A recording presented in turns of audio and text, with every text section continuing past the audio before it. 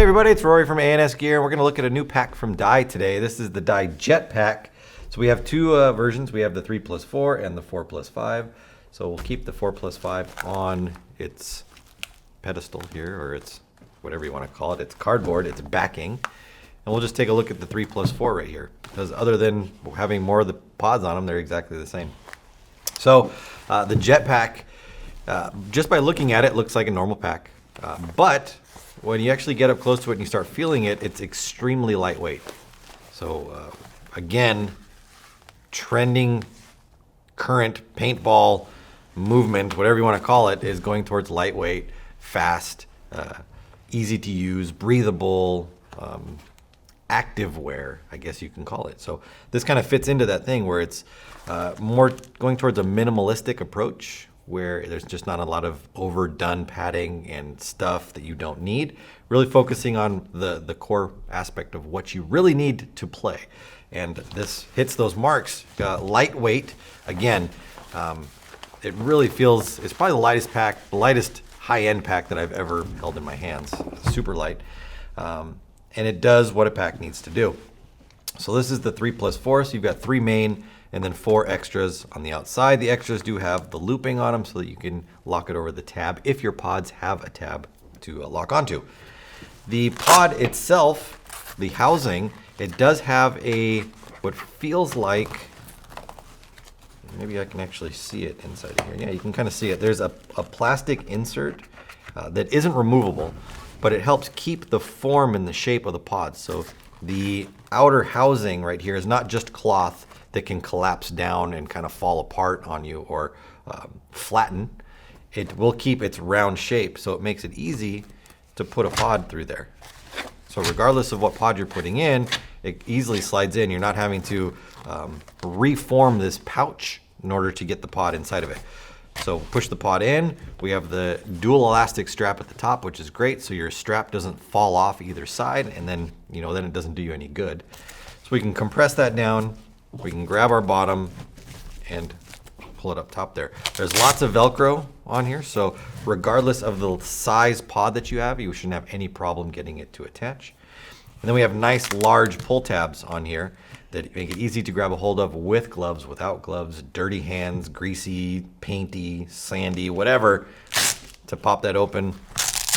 And then the ejection really works well because this housing is, it's slightly bigger, or it's formed properly. The pod easily slides out. I know a lot of packs where you compress them down, but because this is so tight, when you undo the strap, they kind of just go brrrr, and they slowly come out, which really doesn't do you any good. You want something to really push out and get into your hand. So works great. Standard pod, lock lid. See how easy that lock lid goes right in? No problem there. And then we can fold it over. And the same thing, and that comes off, pod comes right out. Easy peasy. For the secondary spots, these won't have any kind of support or backing to them. So as with any of these, putting them in over time, these will stretch a little bit and it will become a little bit easier. When they are brand new, you really kind of give it a little love to get it in there. Then you can hook the tab over the top there. That'll keep it from accidentally opening up or sliding out when you don't want it to. But I like the slots on it. I like how they've formed it to make it easy to get your pods in and out. It really makes sense. On the strap side, we've got 4 straps, just like any tournament style pack.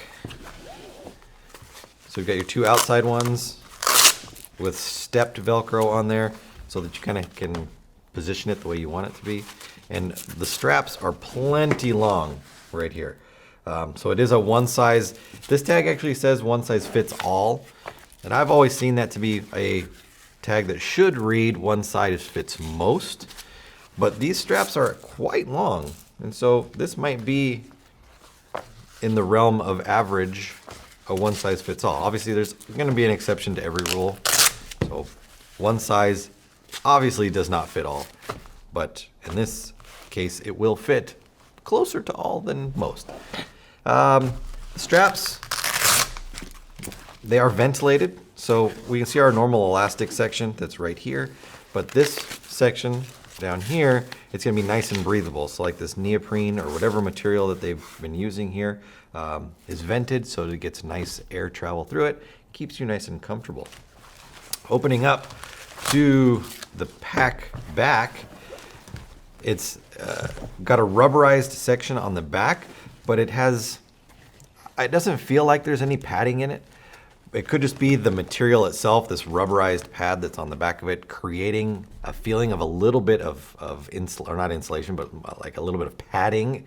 But other than that, that's it. It is a straight back, thin, grippy surface. So this is gonna stick to you well. It's not gonna wanna slide around a lot, but it doesn't have that really large pad on the backside right there. So if you like that padding on the back of it, this might not be for you, but the lightweightness of the pack, I think, overcomes the fact that there isn't a big like lumbar support pad or anything on the back of it.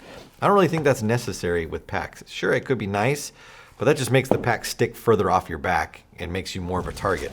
So having a nice thin setup like this that's gonna stick to your body, that is as crazy lightweight as this is, I think it's a good choice.